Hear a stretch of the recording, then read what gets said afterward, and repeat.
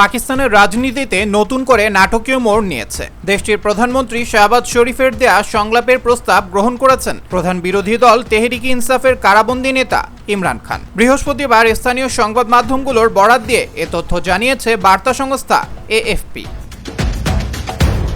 প্রতিপক্ষের উপর দমনপীড়ন আর পাল্টাপাল্টি রেশারেশির কারণে প্রায় খবরের শিরোনাম হওয়া পাকিস্তানের রাজনীতিতে নাটকীয় মোড় দেখা দিয়েছে। পাকিস্তানের প্রধানমন্ত্রী শাহবাজ শরীফের সঙ্গে আলোচনায় রাজি হয়েছেন দেশটির প্রধান বিরোধী নেতা ইমরান খান। মূলত শাহবাজের পক্ষ থেকে আলোচনার প্রস্তাব দেওয়ার পর তা গ্রহণ করেন সাবেক এই প্রধানমন্ত্রী। বৃহস্পতিবার এক প্রতিবেদনে এই তথ্য জানিয়েছে পাকিস্তানি সংবাদ মাধ্যম দ্য নিউজ ইন্টারন্যাশনাল।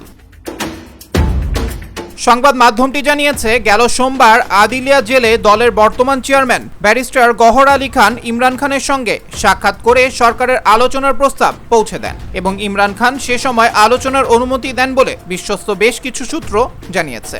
তবে ইমরান খান পরিষ্কার করে দিয়েছেন, আলোচনাটি গোপনীয়ভাবে ও গণমাধ্যমের উপস্থিতি বা নজরের বাইরে হওয়া উচিত, যাতে ফলপ্রসূ সিদ্ধান্তে পৌঁছানো যায়। ইমরানের দল পিটিআই বলছে, এইবার আলোচনা হবে বেশ কৌশলী ও নীরবভাবে। দলটির ঘনিষ্ঠ সূত্র জানায়, পিটিআই এখন সরকারকে আনুষ্ঠানিকভাবে আলোচনায় এগোনোর জন্য অনুরোধ জানাবে। তাদের অভিমত, অতীতে আলোচনার প্রয়াস গণমাধ্যমে অতিরিক্ত প্রচারের কারণে ব্যর্থ হয়েছে, তাই এবার তারা চান টেকসই পরিবেশে এই আলোচনা হোক। ব্যারিস্টার গওহর জানান, তিনি প্রধানমন্ত্রীর প্রস্তাব ইমরান খানের কাছে পৌঁছে দিয়েছেন, তবে আলোচনার বিষয়বস্তু নিয়ে তিনি কিছু বলতে রাজি হননি।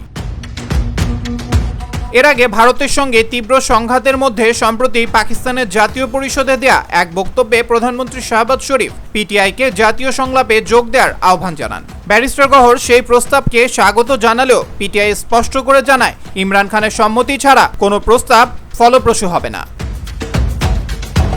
পিটিআইয়ের সূত্র আরও জানিয়েছে, ইমরান খান চান এই আলোচনার প্রক্রিয়ায় সামরিক বাহিনীর সমর্থন থাকুক। এমনকি একটি সূত্র জানায়, আলোচনার সুবিধার্থে ইমরান খান একটি সামরিক প্রতিনিধির সঙ্গেও সাক্ষাৎ করতে প্রস্তুত আছেন।